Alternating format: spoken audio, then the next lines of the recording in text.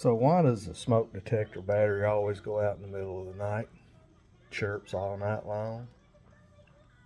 Never fails. Always has. Here's my problem.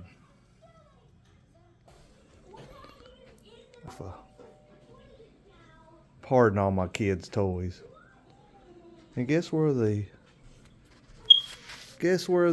smoke detector is? Way up there. Over the stairwell. Don't make any sense to me. But here we go. I'm gonna put these batteries in my pocket so I don't lose them. Hopefully I don't fall off the ladder. People that build houses don't make no sense. Y'all know how a sectional sofa is. This way on up here. Yeah. Yeah, here it is. Right there. Yeah. Let's see. Alright. How's that open? Yeah. Had to take it off. I can't get the dang thing open. I'll try it again. I mean, it's like, really? Well, I got it open. I knew it just slid out. I was pulling on as hard as I could with that one finger up against that sheetrock, which is coarse. It'll cut your finger. And I didn't want it to snap out of there all of a sudden, me fly off the ladder, so stupid things people do, I tell you.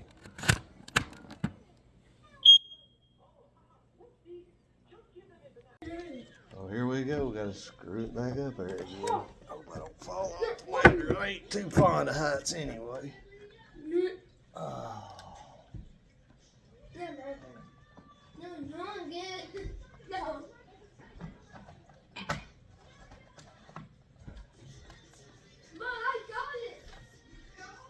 Got it. Yeah.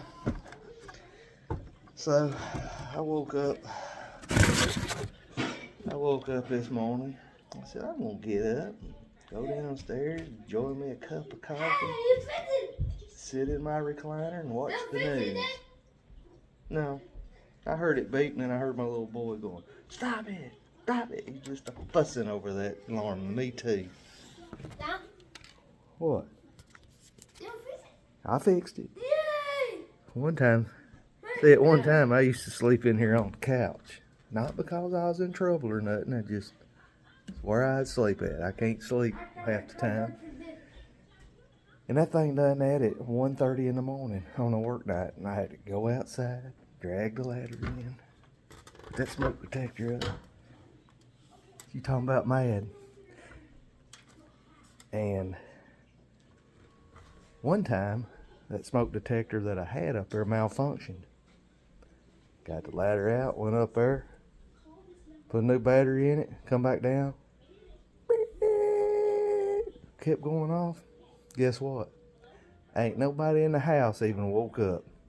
I done went outside, got the ladder, come back in, took it down, had to move all this sectional furniture out of the way. Ain't nobody heard it go off yet. Didn't even hear me. I'm like, what the heck?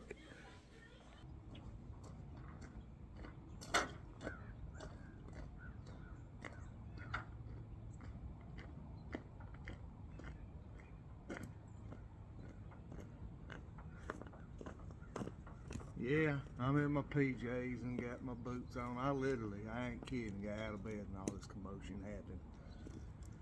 So, here we go. If there was a shed that needed to be cleaned up and organized a little bit better, it's mine. I used to have it that way, but you know how it goes. Oh, man. It's so cold, my fluorescent lights don't even want to come on. Oh. It's 19 degrees. That's cold for me. Wee, that aluminum ladder's cold. Oh, this thing barely fits in here. Oh.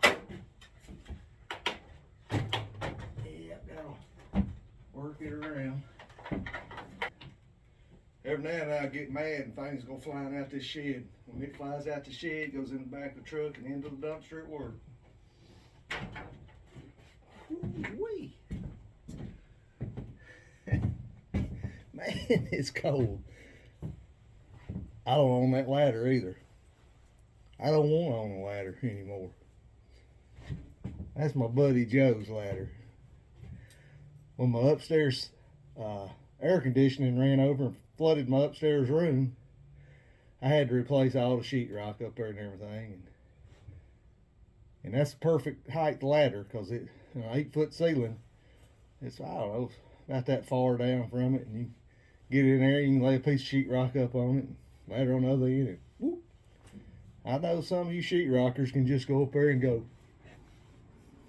I can't. I ain't a sheetrocker. Don't want to be.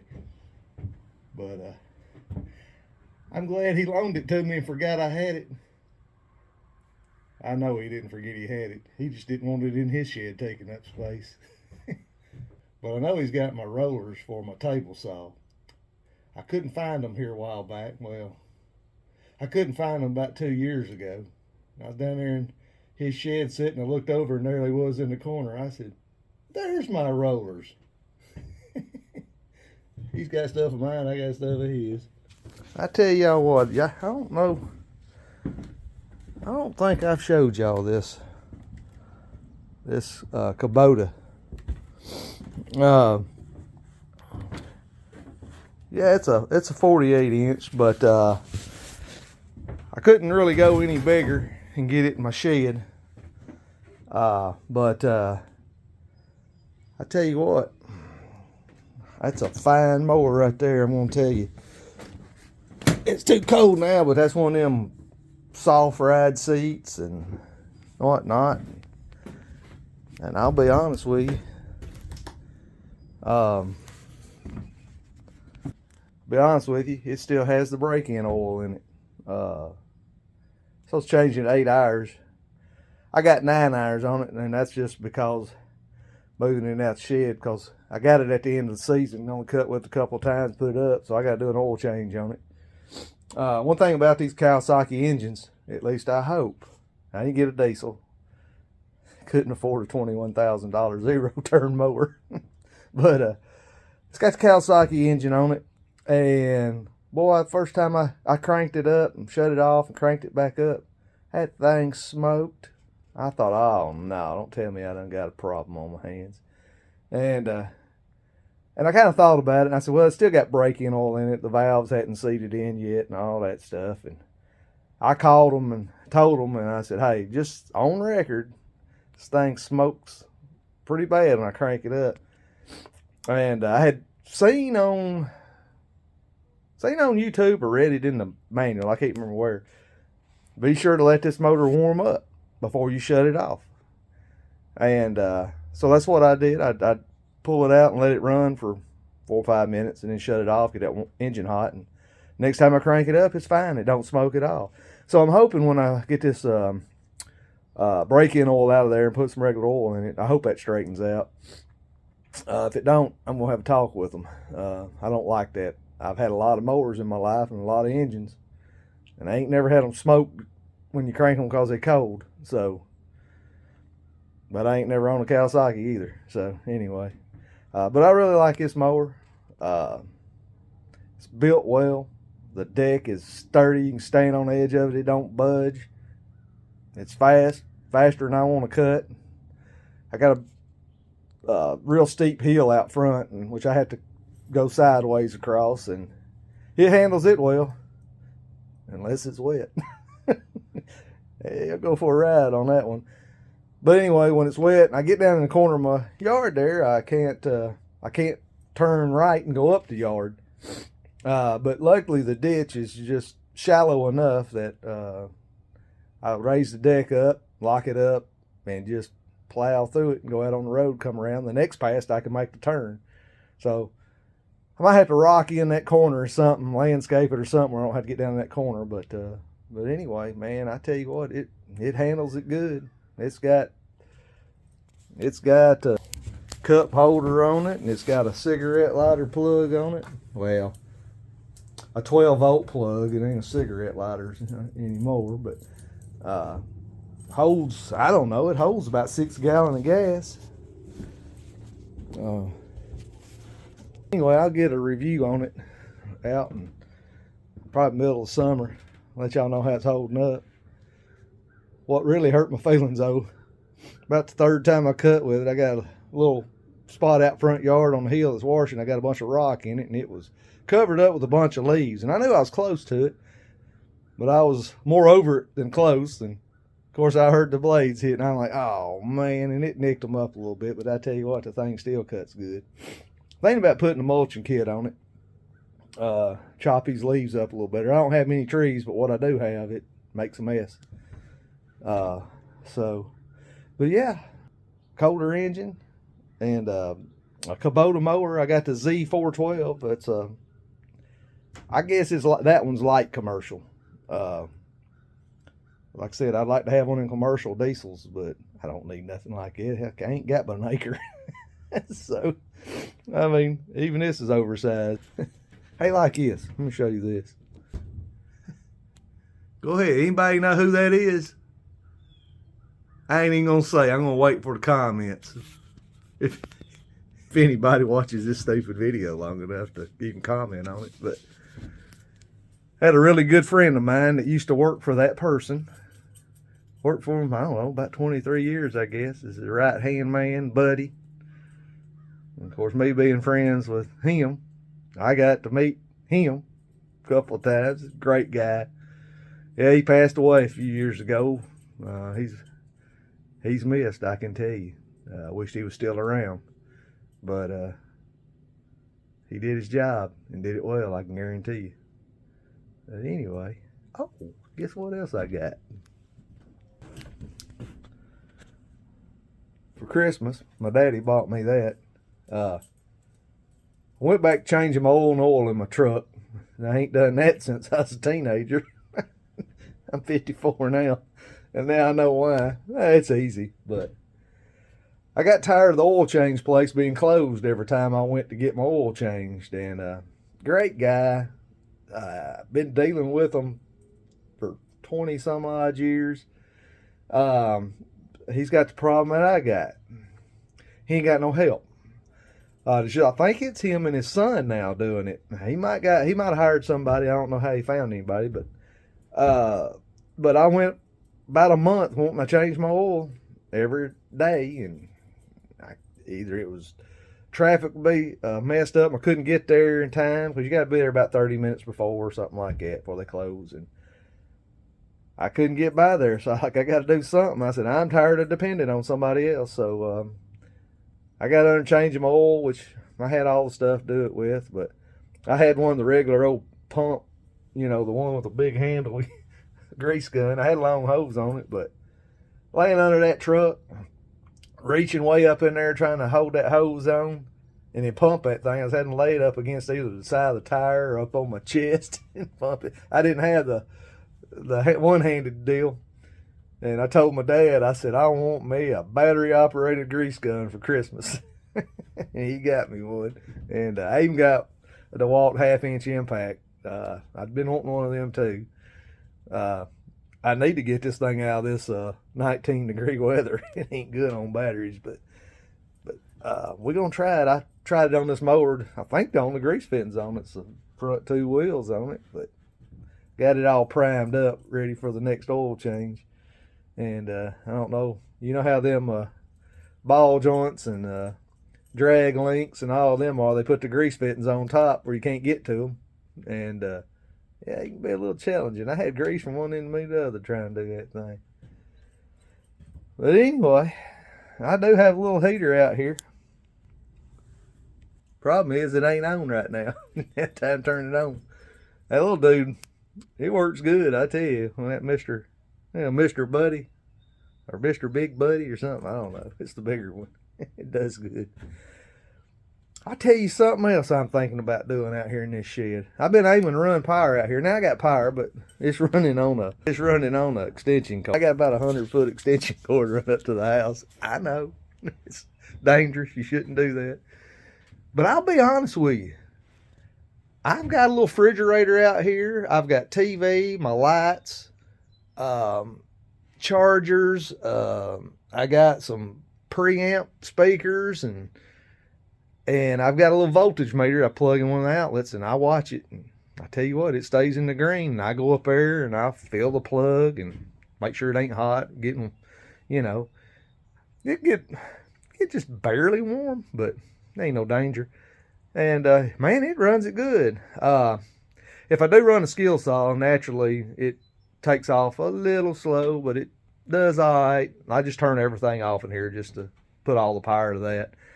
And my miter saw, it drags on me, and then I got a little pancake air compressor, and it pulls on it pretty good, but it does it. I mean, and I know low voltage will burn stuff up, but anyway, I've been aiming to run a power line. I've got a little 60 amp breaker box in here, and I had a buddy of mine that had a ditcher, and kept fooling around, never did go get it, and he's dead now, unfortunately. So I ain't got a ditcher. And my neighbor, 2 doors down, I hope you see this, Tim. He rented one, knowing that I needed to run a ditch real quick. He ditched his, ditched my neighbor. And I said, hey, man. I said, I'll pay for the half of that rental, or all of it, if you'll just run over here and let me run this ditch real quick. By the time he texted me back, oh man, we already gone. We already heading back. I only had it for a half a day. I said, well, I would have paid for a full day. He didn't know. But I'm like, really? We've been talking about this. But anyway, that's all right. That's what neighbors are for. But anyway, I'm thinking about putting solar out here. I mean, y'all can see. There's where the sun rises. And, I mean, I got a lot of surface area. I can put probably 6 panels up there, at least. I'm gonna go with I think the 4 panel system. I think I can get. I think it's the one with the 2 batteries on it. I think it gives me about 3,000 watts or something like that. But they expensive, I tell you. Even the cheap ones are expensive. I think it's around $2,000. I think I'm sure there's stuff cheaper out there, but I want something halfway decent. But I'm gonna study that a little bit more. I think I kind of want one that might be expandable. If I ever wanted to go higher, but I don't know. I don't want to sink a whole lot of money. It'd be cheap for me just running the power to the house, but I'm kind of interested in that solar stuff, learning a little bit more about it. It's kind of an expensive hobby. I like fooling with stuff like that. And so, yeah, I can run this shit just fine. If I can run it off an extension cord, I know I can run it off of a 3,000 watt solar system. And if I needed to run something it won't handle, I still got my extension cord handy. So I don't really do a whole lot out here that requires a whole lot of power. I do have a little MIG welder I'm going to bring home from the shop. I've got an arc welder, a MIG welder, and I've got a 400 amp Miller water cooled TIG welder at the shop. But arc welding, I don't do that much anymore. If I need to arc weld at the shop, it'll run off that Miller. But that little MIG welder is a 110 volt unit. I'm gonna get that and get me a little bottle of argon. I'd rather weld with argon, but I don't know. If you're outside though, that ain't gonna work too good. The wind blow that argon away, you still got a mess. So I might just stick with the old flux core. I don't know. But I wouldn't run that off the shed. I'd have to plug in closer up to the house there, because you don't want to run an extension cord on that, at least not a very long one. You'll burn it up. But I don't weld at home. I ain't had a welder at the house in probably 25 years or more. Don't want no welder at the house. I don't even have a piece of wire rope at the house or a spool. Everybody wants spools, not me. I don't want to make picnic tables and stuff like that. I look at that crap all day long. I sat in a welding booth and welded for 4 years solid, and I'm sporadic now. Don't do it much anymore. We used to manufacture a lot of J-hooks and stuff like that. But wind's blowing a little bit, making it colder, and there goes the door. Bam. But anyway, but I'd like to bring that little MIG welder home. It's a shame it's just sitting up on the shelf with a bag over it, not being used. And I got a plasma cutter too at the shop. It's handy when you need it, but that'd be nice to have here. But that's a 240, and I don't have that out here at the shed, so I could put it out here, but I wouldn't have enough room to store all that out here. It'd have to sit outside, and I ain't gonna do that. So I try to keep all fabrication and all that at the shop. Come home and get away from it, you know. I like to come home and watch TV and drink beer. That's pretty much what I do at home. And holler at my boy, "Get out of there, son. Would you leave that alone?" You know how it is. Y'all got kids. He's a good old boy, though. I tell you what. His name's Luke. I don't know if I ever told y'all. and he's got Down syndrome, but he's high functioning. There ain't nothing he can't do, I can tell you. He's got an imagination like you wouldn't believe. I mean, he builds little farms and buildings out of magnets, and just he impresses me, actually. I think he'll go far in life, you know. It's a good old boy. Anyway, I'm about to freeze to death. And see, every time I get off here, I got something else I want to show you. Let me show you this. Now, I know you can't see it very well because my light won't come on. And what's funny about this? Now, watch this. Now, y'all tell me why this does this, because I don't know. Hang on, let me get up here where it don't fall. Now, see that light? Now watch this. Let me touch it. Well, I'll be. Huh. Well, normally I can touch it and it come on. Huh, that's weird. Ain't never done that before. I guess it's too cold. But,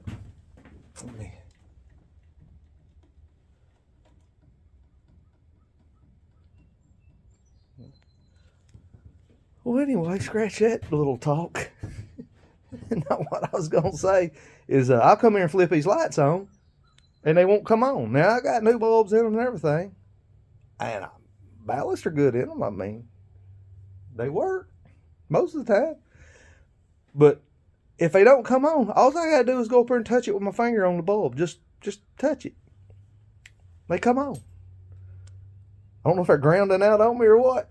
I don't know, but if y'all have experienced that, let me know what causes that. I don't know if it's not grounded good or what, but yeah, it's weird. But anyway, I was going to turn that light on where you could see a little bit better. Let me push this door open. Maybe that'll work. Beautiful day out. Ain't no snow and ain't no icy rain. But anyway, it's hard to see. I got the hitch part pulled off of it. But that's one of them DR graders. Now I got it propped up in a wall, and it's got tines all the way across. I put that on there just keep my boy from getting cut on him when he's out here. But I tell you what, if you got a gravel driveway at the house and you got a lawn tractor, and you like me only got an acre and don't need a big tractor, that thing works pretty good, I'll be honest with you. But if you get one, and I did get one with the remote up and down on it, because if you had to crank that handle every time, your neck would be hurting, your back would be hurting, and everything. Now, you got to make several passes. So what? Several passes is a lot cheaper than buying a new tractor, I can tell you. And I've got a pretty good incline on my driveway, and you just take small bites off of it and just keep running. The front will kind of tear it up a little bit, and there's a blade on the back, and the gravel will pile up behind that and fill in any ruts you got. And I'm going to tell you, I was pretty impressed with it, to be honest with you. I think it was $1,200, something like that. I mean, for what it does, I mean, that's not bad. But it does a really good job. As a matter of fact, I was going to keep my driveway perfect all the time. I get it out about twice a year. Get lazy after a while. But anyway, I got some rutting that happened during these rains during the winter here, and I gotta get out there and work on that. But he ain't doing it today, I can guarantee you. In fact, I don't even know if it's scraped like permafrost out there. Not quite that bad, but anyway. Well, a little bit of what goes on around the house instead of the shop. I ain't got my hat on. I got my PJs on still, and my muck boots. But hey, that's the way it is around the house. I do that at the shop, but then have a lot of people coming in. I gotta look like I'm ready to work sometimes, you know. But anyway, I know I say anyway all the time, don't I? Cause anyway, I stop to think about what else I want to talk about. Well, that's all I got. I'm going in, sit down with a big old cup of coffee, watch some Fox News. I want to hear the comments on that. I love all people. Most. Anyway, I'm going to go in and watch the news, find out where this spy balloon's at right now. If they going to tell us, they ain't going to tell us nothing. I'd shoot it out there, I can tell you. But I ain't the government, so if I was, we'd probably be in World War V by now. But anyway, go in there and watch a little news, drink a little coffee, kick back. Might cook some breakfast in a little while. Because I know as soon as I walk in the door, my boy's going to go, Daddy, I'm hungry. And the same thing I always say, I know, you're always hungry. I don't have kids on. Anyway, my wife come in there when I was about ready to start filming. I said, unless you want to be on film, you better go on. Because I'm fixing to start filming. She's like, I don't want to be on film. Okay.